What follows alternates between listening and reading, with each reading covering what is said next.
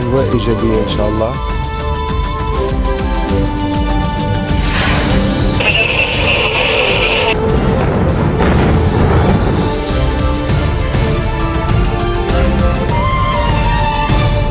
Good afternoon. You're watching the English newscast on Future Television. I'm Yumna Naufal, and these are today's top stories. Prime Minister Tamam Salam calls on the cabinet to convene this Monday to discuss Agriculture Minister Akram Shayib's proposals regarding the waste management crisis. Saudi Ambassador to Lebanon Ali Awad Asiri hits back at Hezbollah over its criticism of the Islamic coalition. And Yemeni forces and allied tribes capture the capital of northern Jauf province in Yemen. Good afternoon to all our viewers. Thank you for tuning in. We begin today with Prime Minister Tamam Salam. Well, he is calling on the cabinet to convene next week to discuss the Agriculture Minister Akram Shayib's proposals regarding the waste management crisis.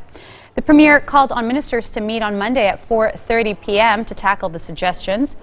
Shayib, who is in charge of the waste file, has been overseeing talks to end the 5-month-long waste crisis.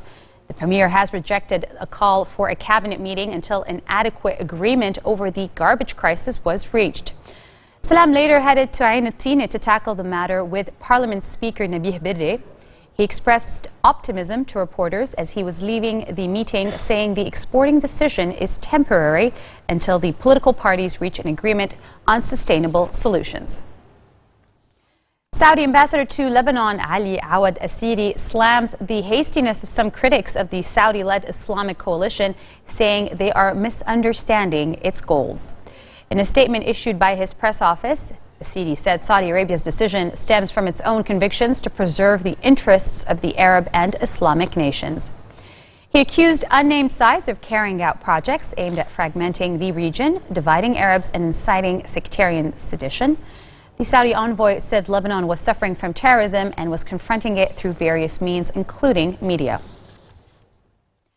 Prime Minister Tamam Salam has received an official invitation to the upcoming Syria Donors Conference taking place in London on February the 4th.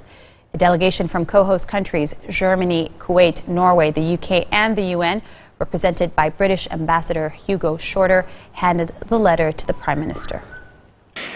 We met this morning with Prime Minister Salam to extend an invitation to the upcoming Syria Donors Conference that the UK is co-hosting on 4 February 2016 in London. The United Kingdom, Kuwait, Germany, Norway and the UN are gravely concerned about the plight of the Syrian people and the impact of the protracted crisis on regional host communities. We will accelerate our efforts directly and with the international community to support Lebanon, whose government and people have shown such generosity in hosting huge numbers of refugees. It is important that the international community matches this generosity. As we have said before, a political solution to the Syria crisis is desperately needed so that the conditions can be created for the safe return of refugees to their country. But as the international community works towards that, we must do more to protect and provide for the millions of vulnerable Syrians inside Syria and across the region. With this conference, we want to identify longer-term approaches and funding, which will help to create education and opportunities for the millions affected across the region, for both refugees and for citizens of host countries, in this case the Lebanese. Yemeni forces and allied tribes have captured the capital of northern Jauf province, the second rebel town to fall in 24 hours, despite an announced ceasefire. News of the seizure of Hazm came as the Saudi-led coalition that has fought rebels for months now said 2 ballistic missiles were launched from Yemen towards Saudi Arabia. Coming up next, we kick off our Inspirational Woman series with actress Razan Jamal. Stay with us. We'll be right back.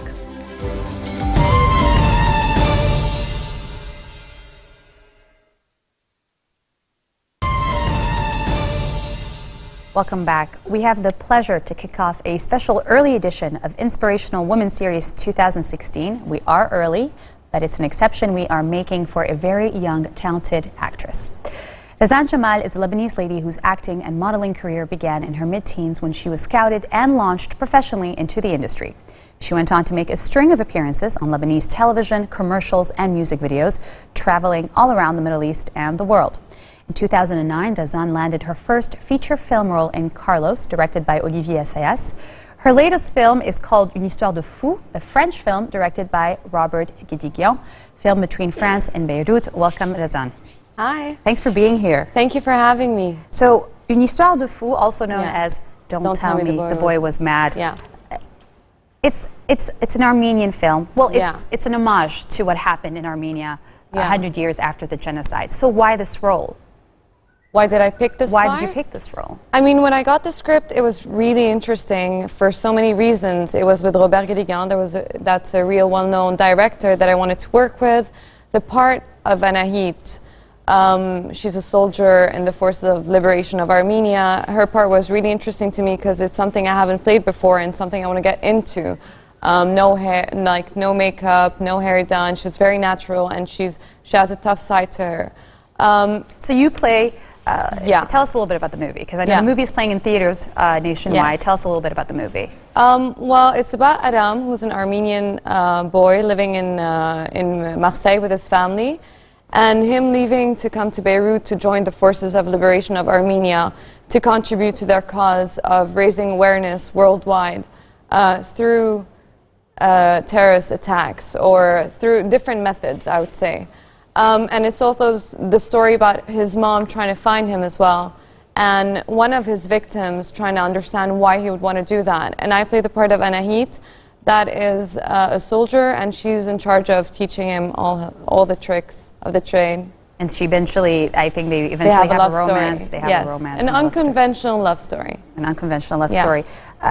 You know, you've been in the industry now for a good 6-7 years. Longer, I'd say. How long has it been?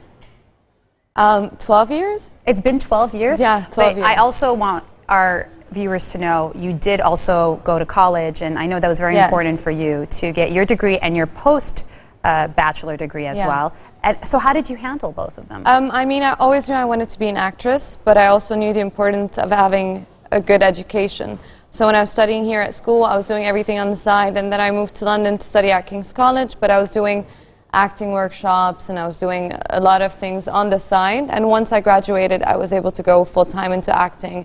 And this is when I started doing Carlos. And then I did my trainings in London, LA, New York, and all different places just so I can learn more about acting and about the craft. I know there was we've talked about this before, there was a part in your life where you thought this wasn't going to happen to you, and you were ready to throw in the towel and give up.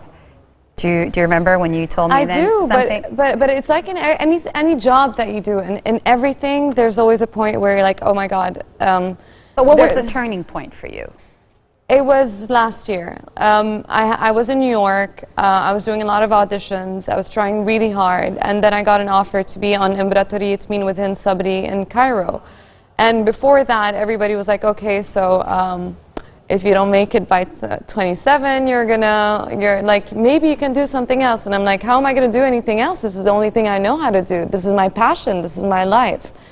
So there's constantly that thing where being an actress is not a conventional job. It's not like it's not like a 9-to-5 thing. Nothing is. You don't know that you're going to be on a show this year or not. There's always things happening. There's always pressure. There's always stress. I want to get back to the pressure in just a minute, because we are talking about inspirational women in the Middle East and in Lebanon as well. You spoke about how you were also part of the Egyptian comedy scene, and you've done this French film, Une histoire de fou. You've also been with Liam Neeson in Walk Among the Tombstones, the one that came out in 2014. So you've done, do you think your multiculturalism, which you have, has helped you with your roles? Definitely. Right. Broadened the range? Definitely, yeah, because I work as an actor, the way you talk and the voice and the movement and your speech is a tool.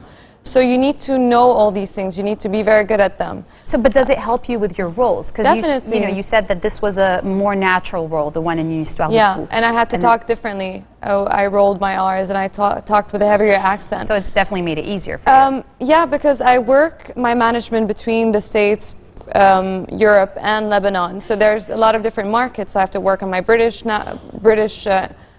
dialect, my American dialect, my French dialect, like, you know, like you're talking like that as an English speaker, because sometimes I go up as French.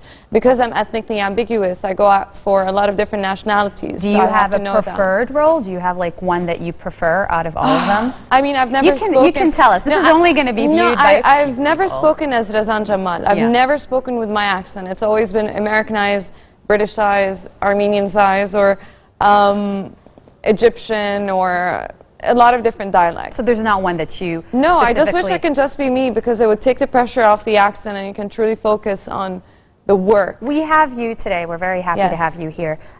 There's something that you mentioned just a few moments ago. You mentioned about the pressure that you got. People telling you in the industry, if you don't make it by 27, you're getting older. You're getting older. So there is this pressure. A big critique in Hollywood during this year was that, and I remember Salma Hayek said that there are too little roles of impact with female leads. There are too little movies with female directors. So do you feel that there is this genre, you know, bias, this gender bias, I'm sorry? I feel, obviously Salma Hayek knows a lot about the industry, but I feel it's not, it can't be an isolated fact on their own.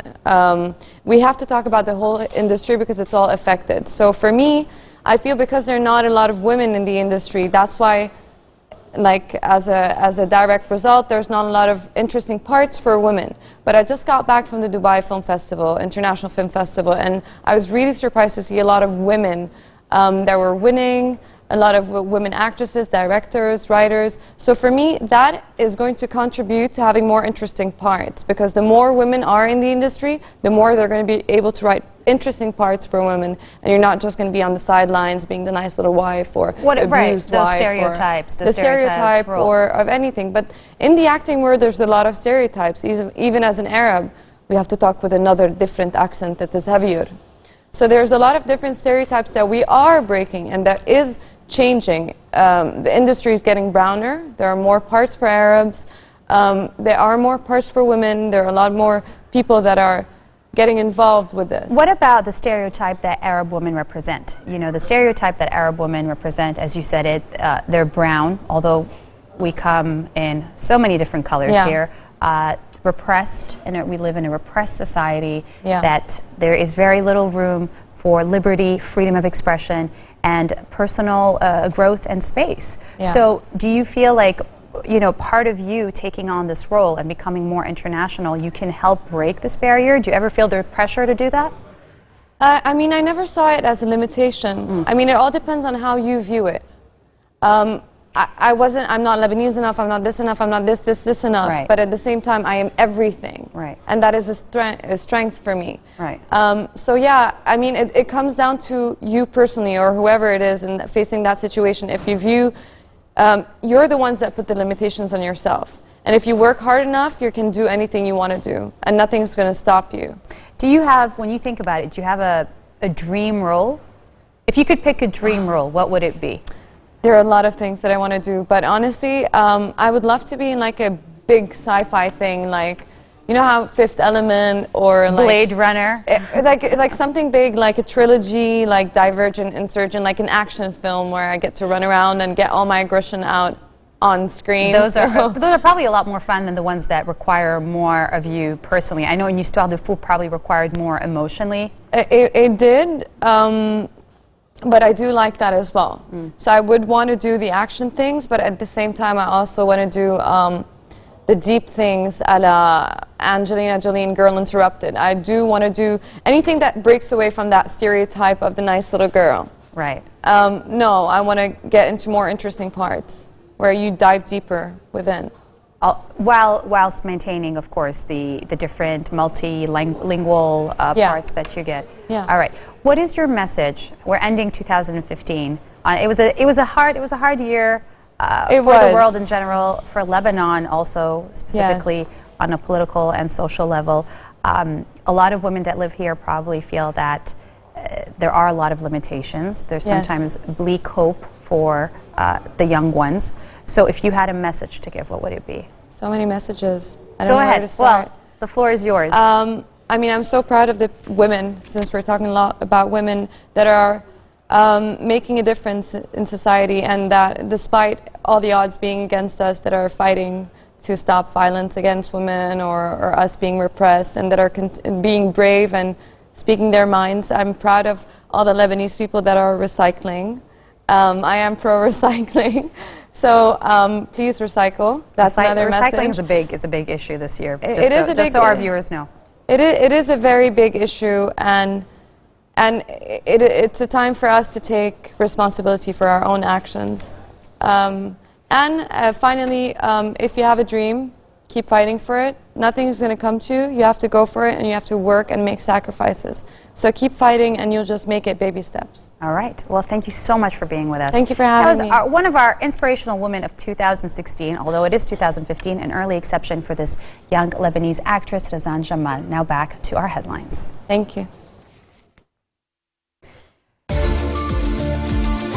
Prime Minister Tamam Salam calls on the cabinet to convene this Monday to discuss Agriculture Minister Akram Shayib's proposals regarding the waste crisis.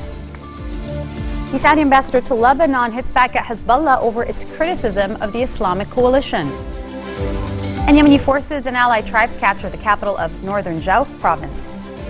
Thank you for watching. All our viewers, have a very nice weekend, and we'll see you again tomorrow for all the latest. Goodbye.